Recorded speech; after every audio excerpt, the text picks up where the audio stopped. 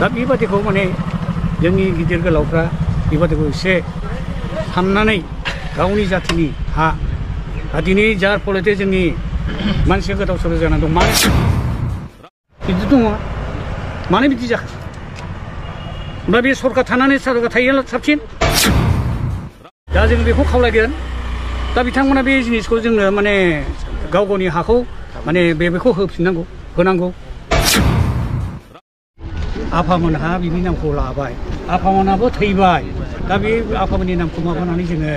दिनै माबानानै लाबाय दा बेवहाय जोंनि हाया आंनि निजे हायानो बेवहाय 11 बिगा दङ बिनिफ्राय बैसोरो माबा खालामना लादों हाखौ माबानानै बिसोरो बिलाल आलि होननाय सासे दङ बिसोरो माने अकुपाइड बिसोर माबा खालामना लानानै दा बे हाखौनो बे फुख्रि जावबावदों बिसोरो जि हक बे फुख्रिखौ जावबावदों बिसोरो मानो जावखो बे खोथाखौ बुंदोंमोन जोङो बे केस जानाय बे हा बियो मानि थाखाय बेबादि खालामखो होननानै जों बेखौ माबानाय जादोंमोन आरोखि खिन्थु दिनैसिम दिनै जोंहा बै आवगायनि गभर्नमेन्टआबो बिदिनो जोंखौ माबायाखिसै आरो नै दानि नैबे गभर्नमेन्टआबो जोंनि माबाखौ जोङो फैबाय अफिसाव कत'खिनि जोङो फैनानै बे खोथाखौ जों बुंफैबाय जे सारा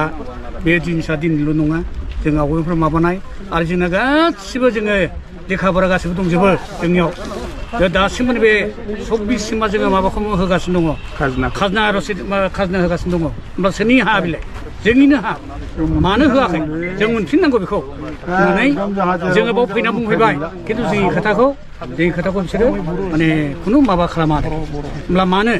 होमब्ला दिनै बेबादि जोंनि मानि थाखाय बिथांमोनहा मानो CM जाखो मानो EM जाखो मानो जोंनि जिनिसखौ जोंनि गावनि बर'नि माबाखौ जुदि सल्भ खालामना लायाब्ला सल्भ खालामना होआब्ला होमब्ला मा जानांगौ नोंथांमोननि गामिनि मुङा नैबे मुजाबारि चिरां चिरांनि माबायावनो जादों मुजाबारि आरो दा बर्थमान आं दङ सथ' सामथाइबारि बेवहाय दङ आङो बे चिरां गोलैयो दा गोदाव सोराव जोङो आंल' नङा दिनै बे रायजो राजाफ्रा बहुद जायगा दाब मानसिनिफ्राय बेबादिनो खालामबाय सोरबा एखेबारे गरिबथार सोरबा एखेबारे ओरैबादि सानसे जुदि माने माबा मोनसे खालामाब्ला गथ' गथायनो मोनजानाय जाहोनो हाया ओरैबादि दङ गरिब अब्ला दिनै जोङो मानो जोंनि माबाखौ जोंनि सलखौ मानो खालामना होआखै जोंहाबा बिराद दुखु दङ दिनैल' नङा दिनै गुबुन बोसोरनिफ्राय जोङो 13-14निफ्राय जोङो नांगासिनो दङ दासिमबो एसे बोसोर जाखो होमब्ला मानो खालामाखै बिथांमोन खालामना होनांगौमोन माब्रैहाय अकुपाइ खालामनो खाबु मोना बिथांमोनहा नोंथांमोननि हाखौ अकुपाइ खालामनो बिसोर खालामनाय जादों जों बेखौ मिथिला बै आबै आबौमोननि खोथा जाहैबाय जोङो बिसोरो अकुपाइ माने ओरैबादि सोरबाबा ओरैनो हा मावनो होनना फैदोंमोन नामा बेखौ जोंबो मिथिला बै समनि खोथा दा बिनिफ्राय दा जों नायबाय जोङो माबायाव SDC अफिसाव नायबाय जोङो जोंनि बर'नि हाजोब गाव गावनि हाजोब दा बिनिफ्राय जोङो बे जिनिसखौनो जोङो दा माबादि खालामनानै लानाया जोङो गासिबो जोंनि माबायाव लेखाफोरा गासिबो दंजोबो मुजाबारि गामि हिसाबै बेसे बिगासो हाया बै मुजाबारि हिसाबैथ' हाया बहुत दंथारो 1200 बिगानि आबबावसो थानो हागौ ओरैबादि अबा माने माबा जालांबाय अबा माने गाव गावनि हा एखेबारे माबा दंजोबो दा बेफोरबादिखौ जोंनि गभर्नमेन्टआ मानो नायनानै थागोन जोङो अथ' बुङो जोंनि खोथाखौ माने जोङो गामिनि नालाय जोंनि गामिनि खोथा खुनु माने माबा गैया जाहैबाय आरो दाम गैया दा बेबादिखौ माने जोंनि गिदिर गोलावफ्रा बेबादिखौ एसे साननानै गावनि जाथिनि हा दिनै जार फलते जोंनि मानसिया गोदाव सोराव जानानै दं मानो दिनै मालायनिसो गथायनो नागिरदों हाखौ मानो गथायनो नागिरखो बेथ' जानानै थाङाखै गावनि मानसिया गोदाव सोराव जानानै दं मानसिखौसो बुथुमनानै दङ बिदि दङ मानो बिदि जाखो ओमफ्राय बे सरकार थानानै सरकार थायोब्ला साबसिन मा खालामदों बिथांमोनालाय बिथांमोनथ' बिदिबादि माने खालामनाङामोन बेबादि मानो नाङामोन आथिखाल सरकारखौ मा खालामदों दा जों बेखौ खावलायगोन दा बिथांमोना बे जिनिसखौ जोंनो माने गाव गावनि हाखौ माने बेखौ होफिननांगौ होनांगौ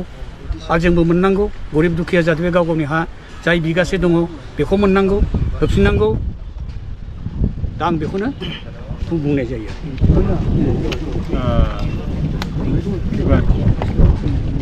बाकी खैटा खास হৈ আমি মাত্ৰ 7 বিঘামান এতিয়া মোৰ হাতত আছে এইটো মই খাজনা দি আছোঁ আজি প্ৰায়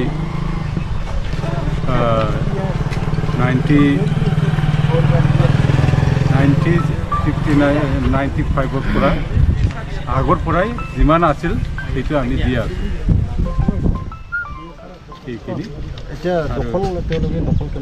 দখল আছে মোৰ বিঘাত যিমান 35 বিঘা আছে এওঁলোকে দখল কৰি আছে এতিয়া কি বিচাৰিব এইটো কি বিচাৰিব এইটো ইভিকশ্যন কৰি উদ্ধাৰ কৰিব লাগে মাটিটো উদ্ধাৰ কৰিব লাগে আৰু আমাৰ সমজাই দিব লাগে আমি সেইটোৱে মহাদেৱৰ ওচৰত বিচাৰোঁ আৰু DPC ছাৰবিলাকে যিমান আছে যাতে আমাৰ নিজস্ব আজিলৈ আমি খাজনা দি আছে সেইটো মানে চৰকাৰে যদি খাজনা দিছে আমাকতো মাটিটো দিব লাগিব জাগাটো ক'ত এইটো অলপ ক'ব নেকি কি জেগা কি গাঁও মানে এটাই জাগা মুজাবাৰী গাঁও আমি মানে বিভিন্ন জায়গাত আছে এতিয়া তাৰ পৰা আমি উঠি যাই মানে ঠাই আছে গৰীব মানুহ সেইটোৱে আমি মানে কষ্ট কৰি গোটেই দুখীয়া লোক কোনোবা জংঘলত আছে কোনোবা নদীৰ কাষত আছে কোনোবা এনেই গাঁৱত আছে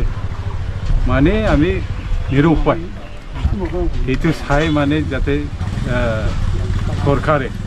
DPC চৰকাৰে সেইটো আমাক সমজাই দিলে মানে আমি বহুত ধন্যবাদ